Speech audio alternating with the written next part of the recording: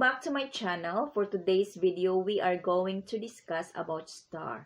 Bakit kailangan natin ng star sa buhay natin? So, ang title ng topic ko for today is Christian is the guiding star. So, yan yung title ng topic ko for today. So, basahin natin ang salita ng Diyos in Matthew 2 verse 2 and Matthew 2 verse 9 to 11. So, yan yung mga verses na ating itatalakay for today.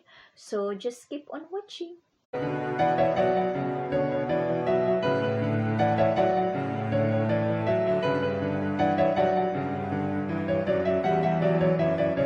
Okay guys, basahin natin ang salita ng Diyos in Matthew 2 verse 1 to 2. Ang lamig dito guys. Grabe. So in Matthew 2 verse 1 to 2, now when Jesus was born in Bethlehem of Judea in the days of Herod the king, behold, there came wise men from the east to Jerusalem. In number 2, saying, where is he that is born King of the Jews? For we have seen his star in the east and are come to worship him. So ang sabi ng mga wise men, saan dito yung isinilang na King of the Jews? So walang ibang isinilang na King of the Jews kundi ang Panginoong Hesukristo. Kasi nakita nila na yung star ay nasa east. Okay? Hinahanap nila ang King of the Jews para daw sila mag-worship. Okay? So in 9, 10, 11, ito ang sabi din ng Diyos. When they had heard the king, they departed, and lo, the star which they saw in east went before them, till it came and stood over where the young child was. Okay, in number 10, when they saw the star, they rejoiced with exceeding great joy. So, grabe ang kaligayahan na nadama nila nung nakita na nila ang star. Kasi kung saan yung star, nandoon ang Panginoong Hesukristo na isinilang. Okay? So, in 11, guys, and when they were come into the house, they saw the young child with Mary, his mother, and fell down and worshipped him. And when they had opened their treasures, they presented unto him gifts, gold, and frankincense, and myrrh. So, ang sabi ng salita ng Diyos, ang mga wise men nag-fell down at sabi sa salita ng Diyos, and worship him. So, ang ibig sabihin, nag-worship lamang sila sa Panginoong Hesukristo kasi ang sabi dito, worship him, not worship her and him, but worship him only. At hindi din sinabi na worship them. Okay? Kasi sabi ng salita ng Diyos, worship him. So, ang sinisimba nila ay ang Panginoong Hesukristo. So, yan ang katotohanan guys, na nag-worship lamang sila sa Panginoong Hesukristo. Hindi sila nag-feel down kay Mary, kundi sa Panginoong Hesukristo. So, yan ang katotohanan sa Bible. Kaya nga, ang sabi ng salita ng Diyos sa John 8 verse 32, ye shall know the truth, and the truth shall make you free. Dapat malaman mo ang katotohanan, okay? At ang katotohanan ang magpapalaya sa iyo. Okay? Sa mga maling katuruan na tinatahak mo ngayon, ang katotohanan, it means ang Bible ang magpapalaya sa iyo. Okay? Ang magbibigay sa iyo ng katotohanan para makalaya ka sa mga maling katuruan, mga maling doktrina na ating mga sinusunod. Katulad nung mga ginagawa ko dati, akala ko talaga, yon yung ikaliligaya or yan yung kalooban ng Panginoon kasi ako nga leader ako sa mga berhin-berhin. Okay? Sumasama ako sa mga berhin-berhin. Pinapasok namin sa bahay-bahay. Okay? Maaga pa akong gumising. Mga 2 AM guys. Kasi meron kaming dawn rosary. Okay? Mga 2 AM. Maaga akong gumising. So, sa pag-akala ko na yun yung ikaliligaya ng Diyos or yan yung kalooban ng Diyos. So, hindi pala. So, maling-mali. Yan lang yung pagkaakala ko. Pero mali pala. Kaya nga, ang sabi ng Diyos sa Luke, okay, sa Matthew 7, okay, ito yung sabi ng Diyos sa Matthew 7 verse 21. Lord, not everyone that saith unto me, Lord, Lord, shall enter into the kingdom of heaven, but he that doeth the will of my Father which is in heaven. So, hindi daw lahat ng tumatawag sa pangalan ng Panginoon ay makakapasok sa langit. Okay? Ang makakapasok lamang sa langit ay yung yung mga tao na gumagawa sa kalooban ng Diyos. Okay? So, yung ginagawa ko dati na leader ako ng mga rosary-rosary, okay? Maaga pa akong gumising 2 AM, hindi pala yun ikaliligaya, ikasisiya ng Diyos, o hindi pala yun kalooban ng Diyos. Kasi sa katunayan, in Deuteronomy, ang sabi ng Diyos na huwag daw tayong magbabow down o magsisimba ng mga golden images. Okay? Yan yung sabi. Kasi nagsisilos daw siya. Yun yung mababasa nyo sa Deuteronomy. Okay? So, ngayon, alam ko na yan pala ay ikasisilos. So hindi na ako nag-o-obey sa mga ganyan. Okay? So, ang sabi din ng Diyos sa Matthew 4 verse 9 to 10, and said unto him, all these things will I give thee. So, ito yung sabi ni Satan, I give thee, if thou wilt fall down and worship me. Ito yung sabi ni Satan. So, ang sagot naman ni Kristo Jesus, okay, ng Panginoong Hesukristo, then said Jesus unto him, get thee hence, Satan, for it is written, thou shalt worship the Lord thy God, and Him only shall thou serve, and Him. So, it means lalaki. Okay? So,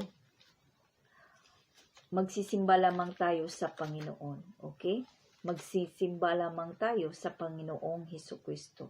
Kasi even yung mga wise men, talagang klarong-klaro sa salita ng Diyos na nag-feel down lamang sila sa Panginoong Hesukristo, hindi kay Mary. So, ngayon masyado nilang ini-elevate si Mary. So, ako number 1 ako doon. Number 1 ako doon kasi ako nga nag-leader sa rosary. Okay, maaga pa akong gumising. Mga alas 2 ng umaga, kasi nga may dawn rosary kami. You shall know the truth, and the truth shall make you free. Okay, dapat malaman nyo ang katotohanan, at ang katotohanan ang magpapalaya sa inyo sa mga maling katuruan. Okay, so even si Maria,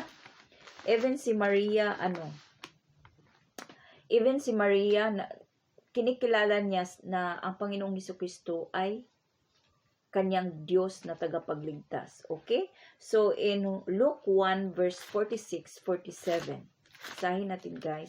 In Luke 1 verse 46-47, and Mary said, my soul that magnify the Lord, and my spirit hath rejoiced in God my Savior, and my spirit hath rejoiced in God my Savior. So, kinikilala niya ang Panginoong Hesus na in God my Savior, Panginoon na tagapagligtas. Okay?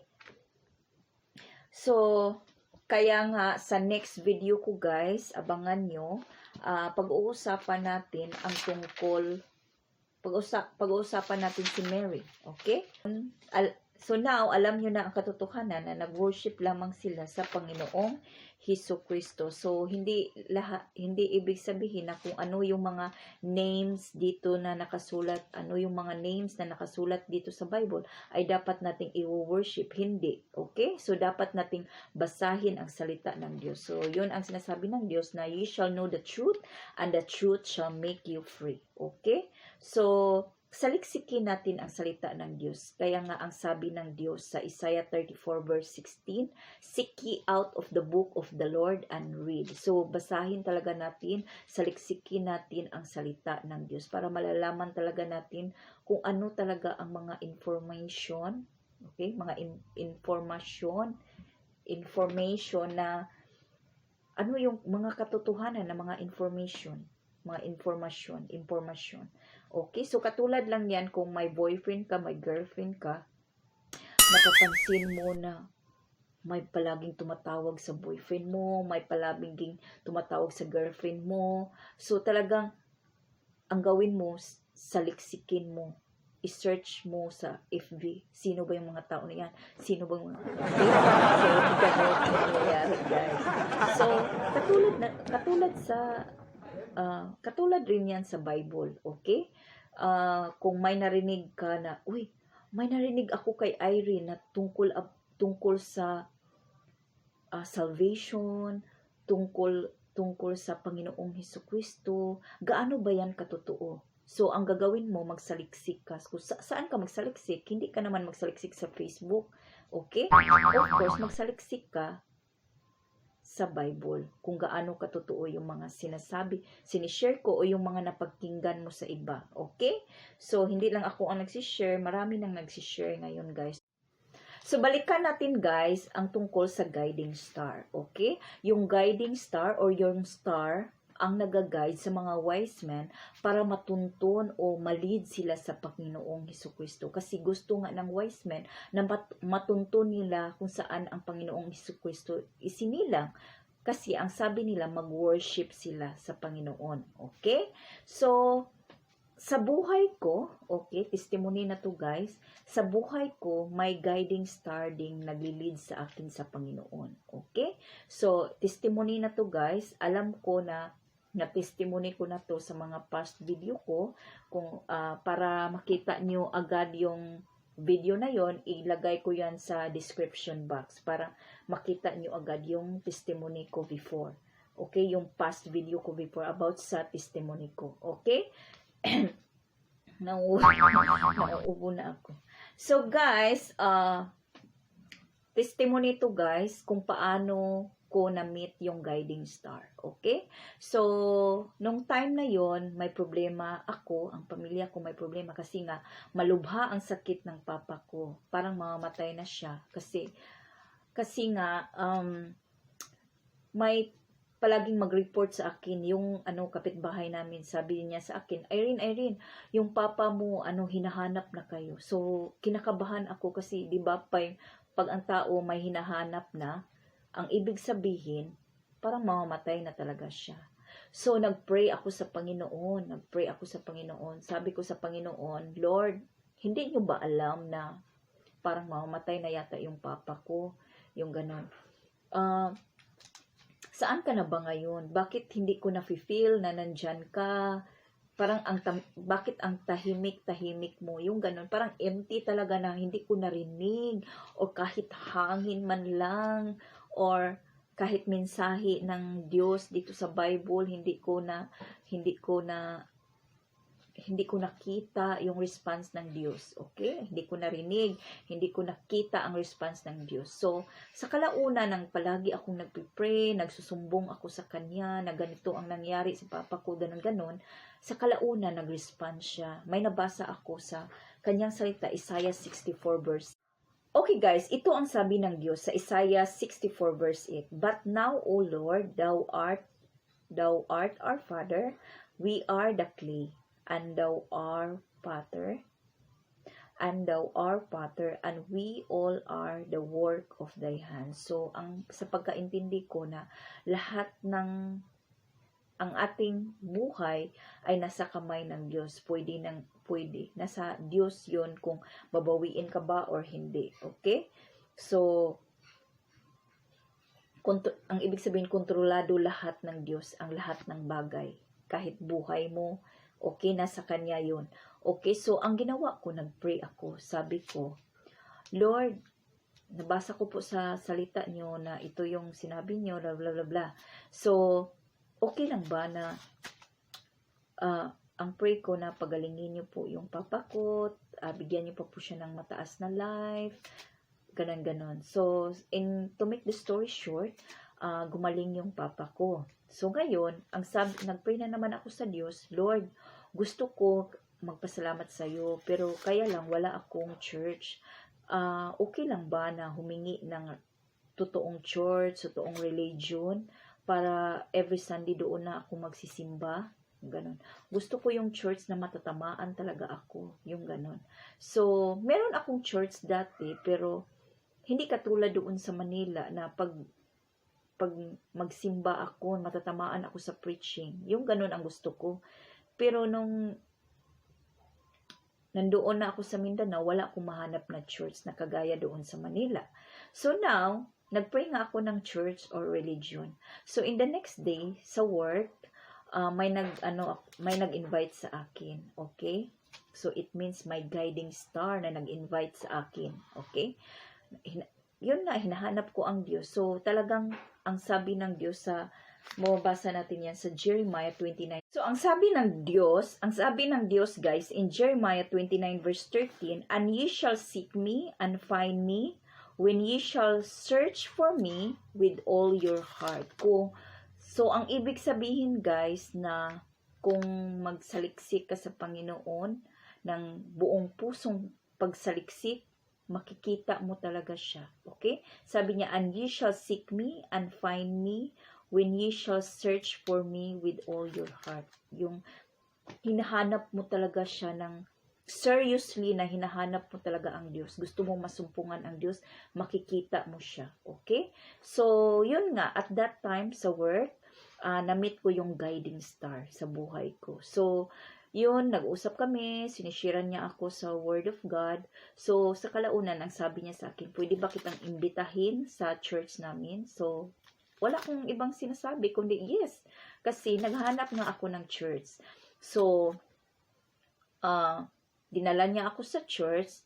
Hindi ko na malayan na yung church na dinala, hindi ko na malayan na yung church na kung saan niya ako dinala, ayun yung church na palagi kong minimemorize yung name. Kasi, yung church na yun at yung clinic para drug test namin sa work, kung saan kami kukuha ng drug test, magkaharap lang sila. Yung building nila nasa taas. So, it means yung church nila nasa taas. So, palagi ko yung tinatanaw pagkatapos kong kumuha ng drug test, tinatanaw ko sa taas. Talagang iniisip ko talagang papasok ako sa church na yan kahit walang mag-invite sa akin. Yung ganon. So, minimorize ko yung church, ang pangalan ng church. Kaya lang sa kalaunan, okay, sa katagalan, nalimutan ko na. So, yun yung nasing. So, yun guys, dinala niya ako sa church, tapos nag-share sa akin. Ito pa yung sabi sa nag-share sa akin, kung bawiin ng Diyos ang buhay mo ngayon, okay? So, sa isip ko, sa isip ko, simba ko. Okay? Yan yung expression sa Bisaya. Kung sino yung nakapanood ngayon, yan yung expression, simba ko, yung ganon. So, sa isip ko, simba ko, yung ganon. Kung mamamatay ka ngayon, alam mo na ba na sure ka na ba sa sarili mo na makapasok ka sa langit? Yung ganon. So, yan yung question. So, iniisip ko, hindi ko sure. Kahit char-char lang ha. Okay, hindi sa nagmamalaki. Kahit sasabihin ng mama ko na, mabait. Mabait yung anak ko, yung ganon-ganon.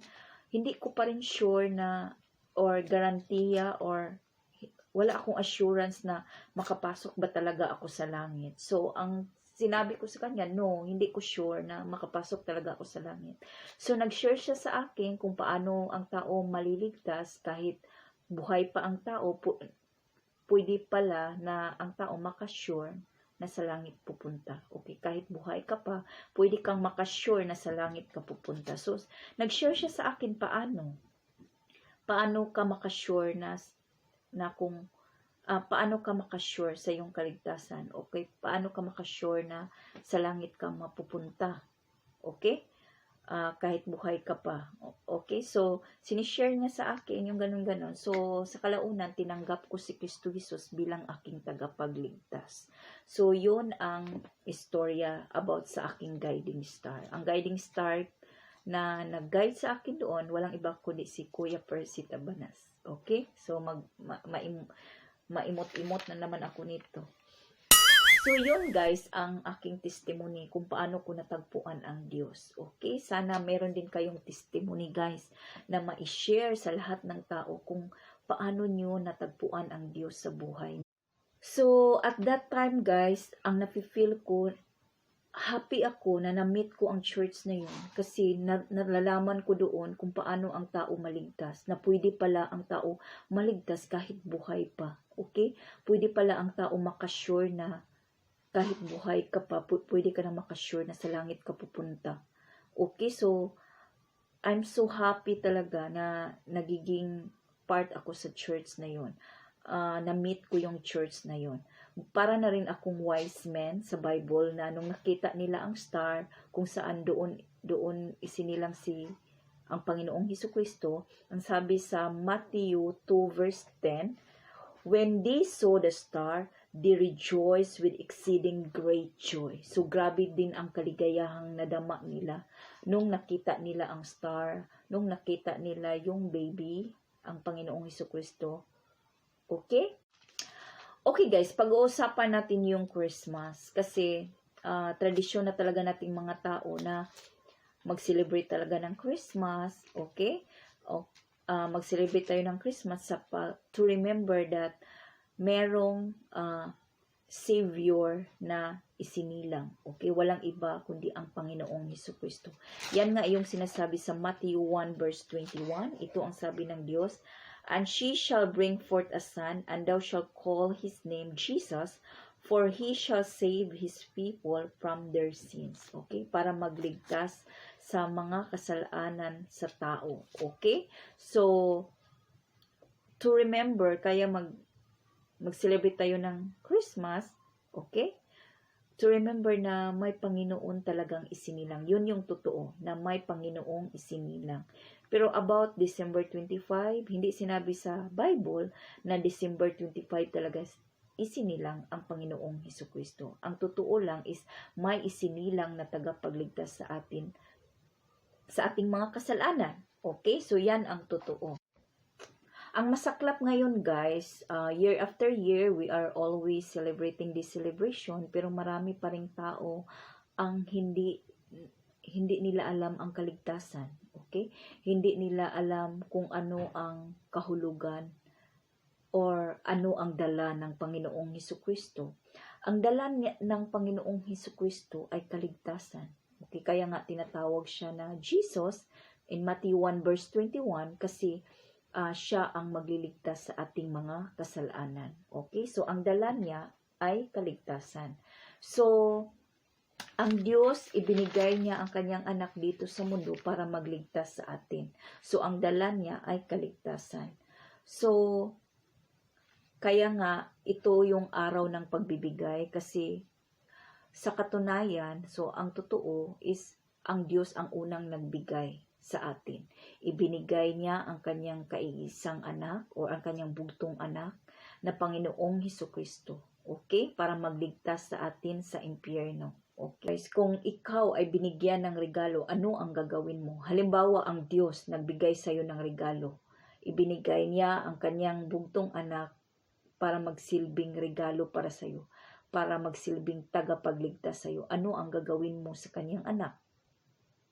Kasi ang kanyang anak lamang ang makapagliligtas sa iyo sa impyerno. Ang kanyang anak lamang ang makapagliligtas sa iyo sa kapahamakan. Kasi walang ibang kapahamakan na tinutukoy dito sa Bible kundi ang impyerno. So buti na lang nalalaman natin na may kapahamakan para makapaghanda tayo sa sarili natin na may kapahamakan palang okay, mangyayari sa susunod natin na episode sa ating buhay. Okay?